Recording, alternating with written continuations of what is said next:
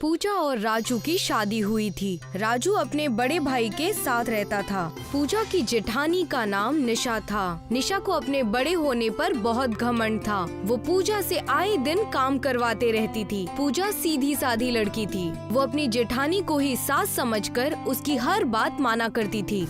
पूजा, मैं मंदिर जा रही हूँ, घर का सारा काम कर लेना, और जब मैं आऊँ तो घर में कोई काम छूटा नहीं होना चाहिए।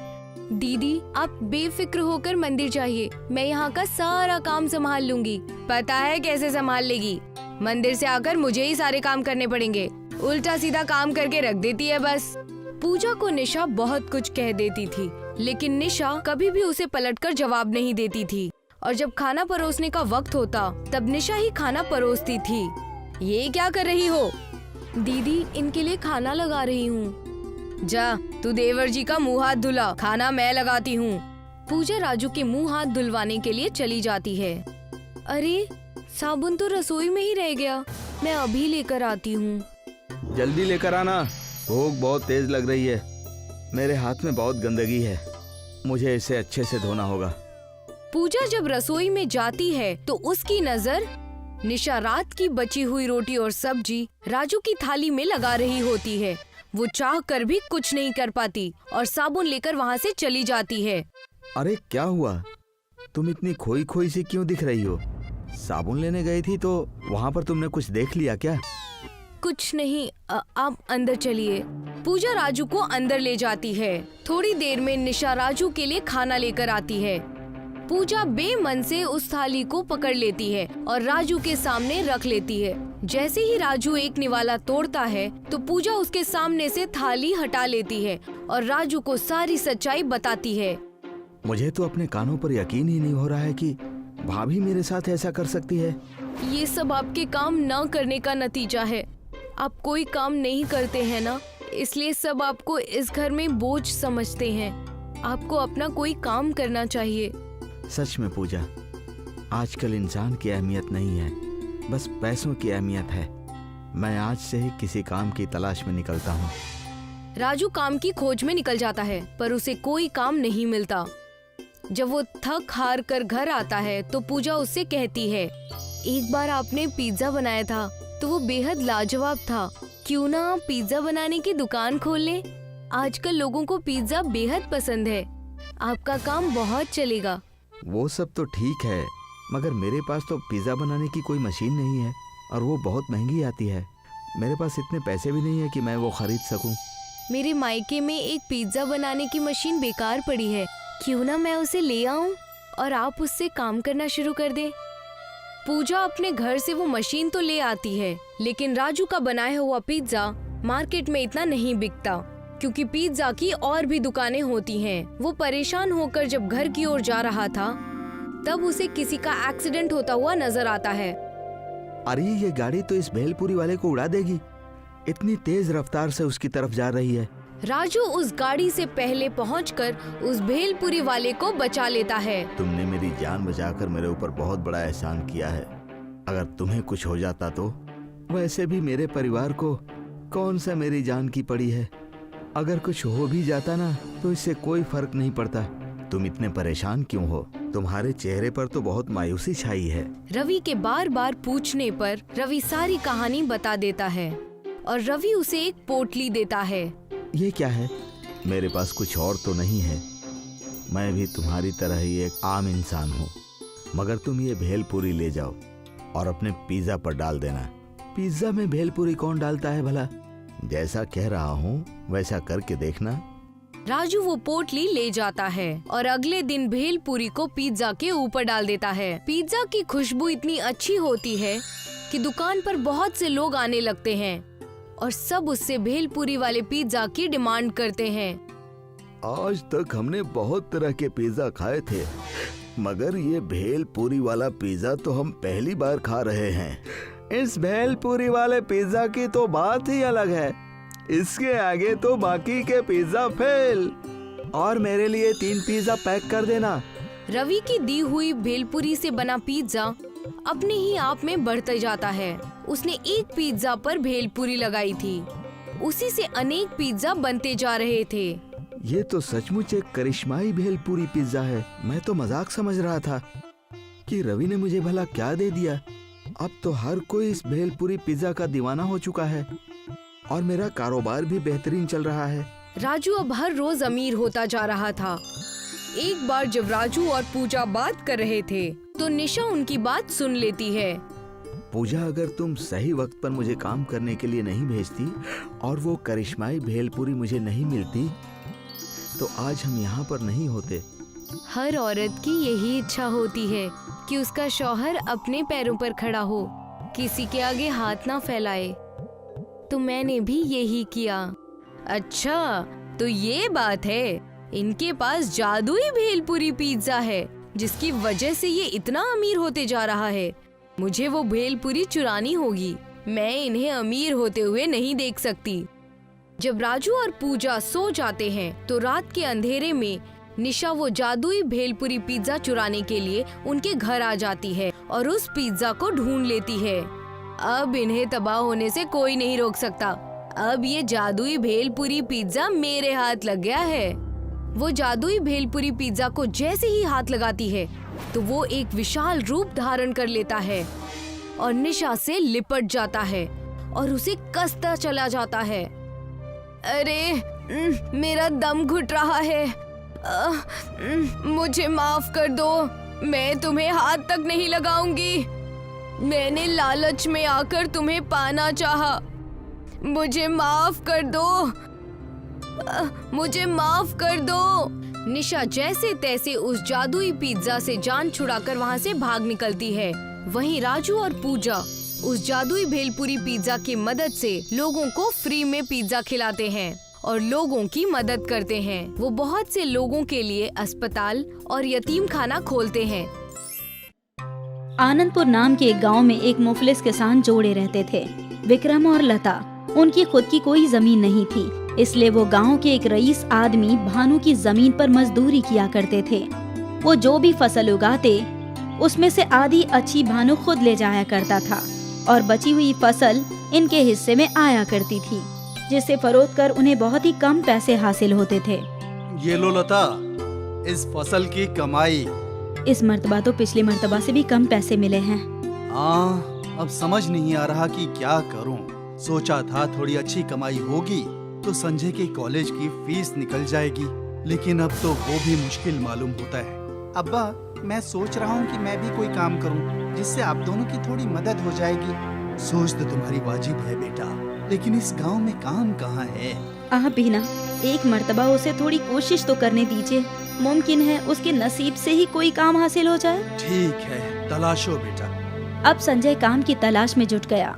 अगली सुबह वो गांव की हर दुकान, हर कारोबार में गया। चाचा, आपके पास कोई काम है जो मैं कर सकूं? नहीं बेटा, हमारा छोटा सा कारोबार है, हम घर वाले ही मिलकर संभाल लेते हैं। जी ठीक है।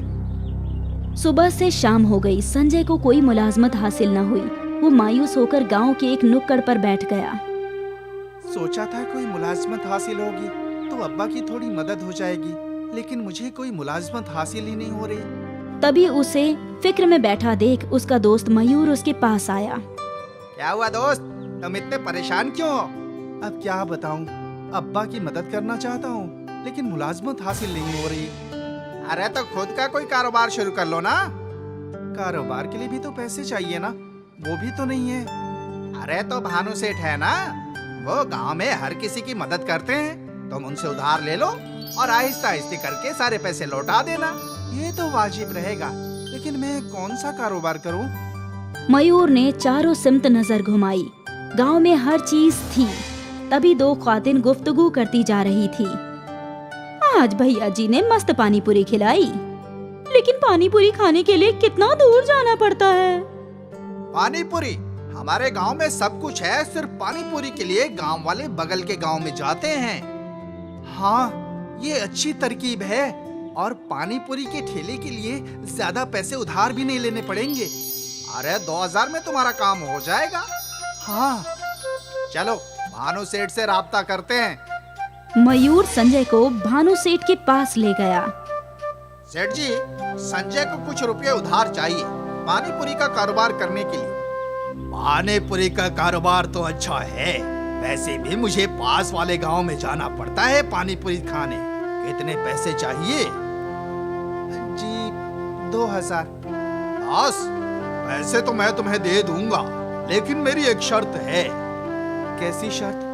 कि मैं हमेशा तुम्हारे ठेले से मुफ्त में पानी पूरी खाऊंगा। ठीक है सेठ जी। संजय ने बगैर सोचे समझे हाँ बोल दिया। मयूर संजय को एक टक देखता रहा।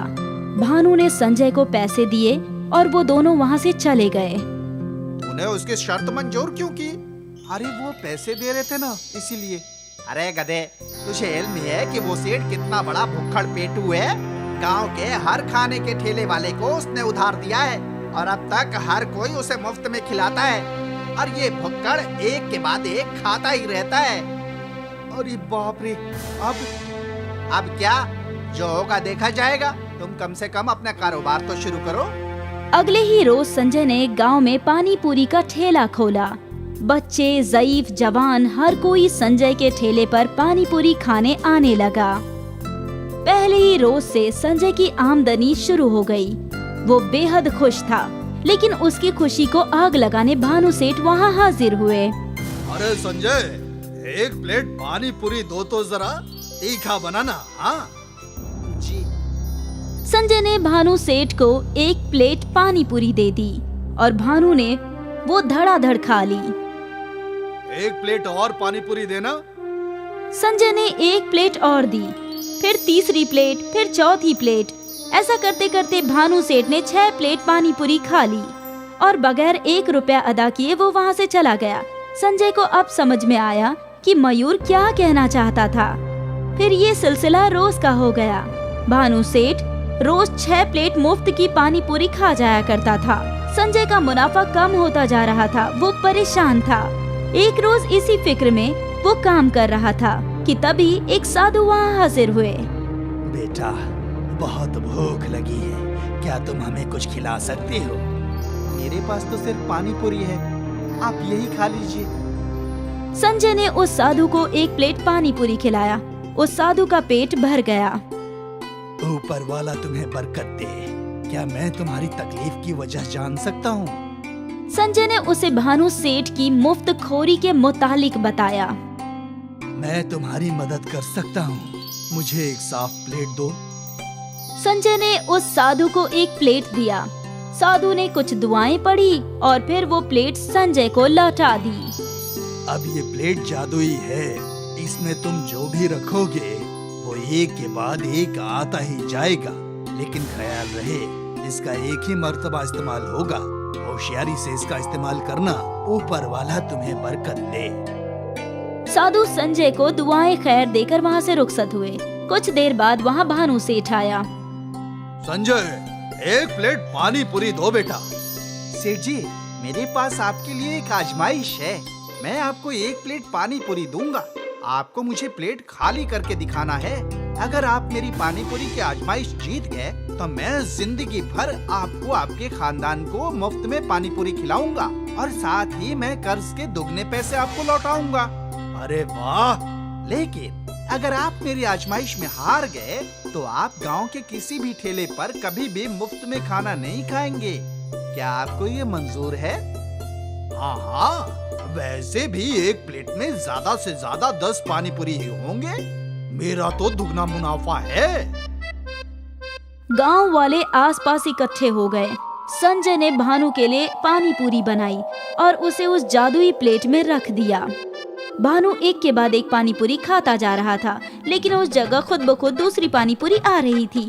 भानु ने धड़ाधड़ 20-30 पानी पूरी खा ली, पर फिर भी पूरी प्लेट भरी हुई थी। अरे ये क्या जादू है? ये प्लेट खाली क्यों नहीं हो रही? यही तो आजमाइश है। भानु ने और 20-30 पानी पूरी खा ली और अब उसकी हालत खस्ता हो चुकी थी। अरे बस, अब नहीं हो रहा और नहीं खा पाऊंगा, हरगिज नहीं, मैं हार गया। तो अब से आप कभी मुफ्त में कुछ भी नहीं खाएंगे पूरे गांव में? हाँ, नहीं खाऊंगा। भानु सेठ अपना मोटा पेट पकड़कर अपने घर की जानिब दौड़ गया। सारे गांव वाले उसकी ये हालत देखकर हंस पड़े और संजय की जादुई पानी पूरियों ने गांव वालों को भानु की मुफ्त खोरी से निजात दिला दिया। गिरधारी और छाया के 2 फर्जंद थे, मयंक और पीयूष। दोनों निहायत ही शरारती थे और आए दिन उनकी शिकायत आया करती थी। ये देखिए गिरधारी जी, आपके फर्जंदों ने गुलेल से निशाना लगाकर हमारी सारी मटकियां फोड़ दी। ये इस माह की तीसरी मटकियां हैं जो इन दोनों ने फोड़ी है। देख रही हो ना बेगम, पूरा गांव तुम्हारे इन दोनों लाडलों से परेशान है। कभी किसी की मटकी फोड़ देते हैं तो कभी किसी का सामान लेकर भाग जाते हैं। अब बच्चे शरारत नहीं करेंगे तो कौन करेगा? तुम्हारी इन्हीं बातों की वजह से दिन ब दिन बिगड़ते जा रहे हैं दोनों। आज तो तुम दोनों को अच्छे से सजा मिलेगी। गिरधारी ने दोनों को मारने के लिए छड़ी उठा ली।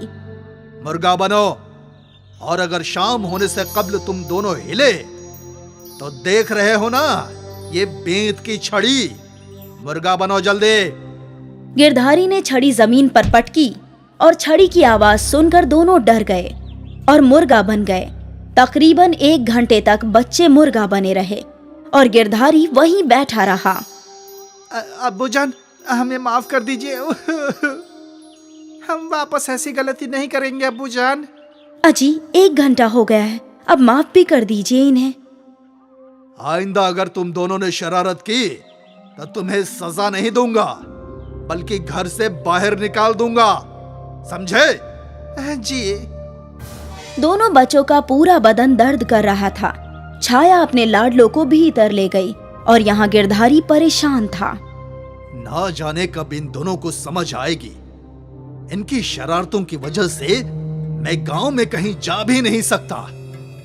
अगले रोज मयंक और पीयूष रोज की तरह स्कूल जाने के लिए निकल गए। रास्ते में उन्हें एक ज़ईफ फकीर नजर आया। क्या बाबा, आप आज भी यहाँ? वो जब तक मुझे हुक्म नहीं देता मैं यहाँ से जा नहीं सकता बेटा। ज़ईफ फकीर ऊपर इशारा कर रहा था। ऊपर कौन है? कोई सैटेलाइट है क्या, या कोई जहाज? वो ऊपर वाला जिसकी हम सब कठपुतली हैं। आप क्या कह रहे हैं? ये सब हमारी समझ में नहीं आ रहा। खैर, ये बताइए, आपको भूख लगी है क्या? हाँ, लगी है बेटा। तो ये लीजिए हम दोनों का टिफिन। तुम दोनों रोज मुझे अपना खाना दे देते हो, तो स्कूल में तुम लोग क्या खाओगे? अरे बाबा, हमारे पास पैसे हैं ना, हम कैंटीन का खाना खा लेंगे। वैसे भी हमें अब्बा की सब्जी रोटी अच्छी नहीं लगती, जायका ही नहीं होता है। भले ही जायका ना हो, लेकिन मोहब्बत तो है। आप नोश फरमाइए, हमें देर हो रही है। फकीर बाबा को अपना खाना देकर दोनों बच्चे स्कूल चले गए। अगले रोज छुट्टी का दिन था और बच्चे गिरधारी के पीछे लगे थे। अब्बूजान, आपने कहा था कि आप हमें छुट्टी के दिन दरिया वाले मंदिर ले जाएंगे। हाँ, मुझे याद है, लेकिन आज मेरे पास बहुत काम है। एक काम करते हैं, अगले हफ्ते जाएंगे। आप हमेशा ऐसा ही करते हैं। आप हमेशा झूठे वादे करते हैं अब्बूजान। हम आपसे कभी बात नहीं करेंगे। दोनों ने मुंह फुला लिया और अपने कमरे में चले गए। थोड़ी देर बाद गिरधारी काम पर जाने के लिए निकला। छाया, दोनों बच्चे नाराज हैं। तुम दोनों को कुछ पैसे दे देना। कुछ बाहर का खाएंगे तो उनका दिल बहल जाएगा। मैं शाम में जल्दी आने की कोशिश करूंगा, फिर बाजार चलेंगे सब लोग, ठीक है? ठीक है। गिरधारी चला गया और छाया बच्चों के कमरे में गई। मालूम है, तुम्हारे अबू हमें बाजार ले जाने वाले हैं शाम को। मैं तो नई साड़ी लूंगी, तू क्या लेगा पीयूष? ये भी झूठ है। नहीं बेटा, वो घर जल्दी आएंगे और हम बाजार जाएंगे, नए कपड़े और खिलौने खरीदेंगे। पक्का? और उन्होंने तुम्हें पैसे देने के लिए कहा है। तब तक तुम दोनों कुछ बाहर खा लो और खेल लो। बच्चों ने झट से छाया के हाथ से पैसे ले लिए और दरवाजे की जानिब दौड़ पड़े। वो दोनों गोले वाले के पास गए और अपना मनपसंद गोला खाने लगे। अब हम पूरा दिन क्या करेंगे? मैं तो सोच रहा हूँ कि हम तन्हा ही दरिया वाले मंदिर जाकर आते हैं। लेकिन कैसे? हमारे पास इतने पैसे हैं कि हम कश्ती का भाड़ा भी दे सकते हैं और खाना भी खा लेंगे। जब तक अब्बूजान घर लौटेंगे हम मंदिर जाकर भी आ जाएंगे, और तो और शाम में उनके साथ बाजार भी जाएंगे। वाह! दोनों बच्चे दरिया के किनारे पहुंचे। बूढ़े फकीर ने उन्हें दरिया के पास जाते हुए देख लिया। दोनों ने कश्ती वाले को पैसे दिए और कश्ती से दरिया पार कर लिया। दरिया के बीचों बीच एक जजीरा था जिस पर एक बड़ा ही खूबसूरत मंदिर था। बच्चे इस दरिया पर उतरे और खेलते खेलते मंदिर तक जा पहुंचे। ये मंदिर कितना अच्छा है ना? और यहाँ के अमरूद भी, वो देखो। दोनों पत्थरों से अमरूद तोड़ रहे थे। उन्हें वक्त का अंदाजा ही नहीं रहा। वो लोग अपनी ही मस्ती में मशरूफ थे। घंटों गुजर गए और फिर बरसात शुरू हो गई और फिर दोनों पानी में नाचने लगे। बरसात तेज हुई लेकिन बच्चे अभी भी खेल ही रहे थे। काफी देर बाद मयंक का तवज्जो आसपास गया। यहाँ कोई नहीं है क्या? मालूम होता है सब लोग जा चुके हैं। वो लोग दौड़कर कश्ती वाले के पास पहुंचे तो किनारे पर एक भी कश्ती नहीं थी। भारी बरसात की वजह से बड़ी बड़ी लहरें उमड़ रही थी। मालूम होता है हम फंस गए। यहाँ गांव में गिरधारी और उसकी बीवी अपने दोनों बच्चों को तलाश कर रहे थे। बेटा, मयंक और पीयूष को कहीं देखा क्या? नहीं चाचा। छाया परेशान थी। वो रोने लगी। वो दोनों रोते रोते दरिया के किनारे तक पहुंचे। भाई, तुमने मेरे दोनों फर्जंदों को कहीं देखा क्या? नहीं भाई, मैंने देखा है। वो दोनों कश्ती से उस पार गए थे। क्या? अरे भाई, मैं तुम्हें 10 गुना पैसे दूंगा। मेरे बच्चों को लाने में मेरी मदद कर दो। दरिया में तूफान आया है भाई। इतनी बड़ी लहरों के सामने कोई कश्ती टिक नहीं सकती। और मैं पागल नहीं हूँ जो तुम्हारे फर्जंदों को बचाने के लिए अपनी जान जोखिम में डाल दूं। हे भगवान, अब मैं क्या करूं? मैं उन दोनों को सही सलामत ले आऊंगा। लेकिन आपके पास तो कश्ती भी नहीं है। वो ऊपर वाला है ना। फकीर ने बगल में देखा तो एक छपरे के नीचे एक पानी पूरी वाले का ठेला था। फकीर उसके पास गया। भाई, एक पूरी मिलेगी? ये लो। वो पूरी फकीर ने ले ली और उसे दरिया के पानी में रख दिया और कुछ पढ़ने लगा। और फिर पल भर में उस पानी पूरी का साइज बढ़ गया। छोटी सी पानी पूरी बड़ी हो गई। फकीर उसमें बैठ गया और अपने डंडे को चप्पू बनाकर पानी पूरी वाली नाव चलाने लगा। लहरें बहुत ही बड़ी थी लेकिन फकीर की जादुई पूरी की नाव उन सभी लहरों से टकराकर दरिया पार कर गई। फकीर उस जजीरे पर पहुंचा तो बच्चे रो रहे थे। वो उन्हें अपने पानी पूरी वाली नाव में बिठाकर वापस गांव की जानिब मुड़ गया।